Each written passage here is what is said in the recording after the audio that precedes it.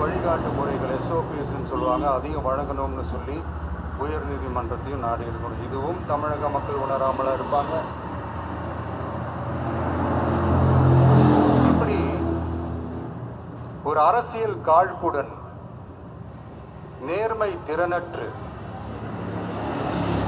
நம்மளை பத்தி குற்றம் சாட்டியுள்ள குறுகிய மனம் கொண்ட முதல்வர் அவர்களுக்கு ஒரு சில கேள்விகள். உச்ச நீதிமன்றத்தில், அதாவது 13/10/2025 அன்னைக்கு உச்ச நீதிமன்றத்தில் நடந்த அந்த விவாதங்களை வைத்தும் அந்தந்த உத்தரவுகளை வைத்தும் இந்த கேள்விகள். இப்படி பொய் மூட்டைகளா நம்மளை பத்தி இந்த அவதூறுகளை அவிழ்த்து விட்ட முதல்வர் அவர்களுக்கும் திமுக அரசுக்கும் சார்பாக கோடிகளை கொட்டி அமர்த்தப்பட்ட அறிவார்ந்த வழக்கறிஞர்கள் அவங்க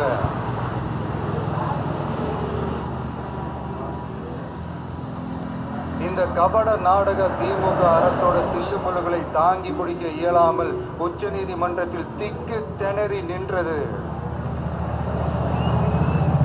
முதல்வர் அவர்களுக்கு மறந்துவிட்டதா?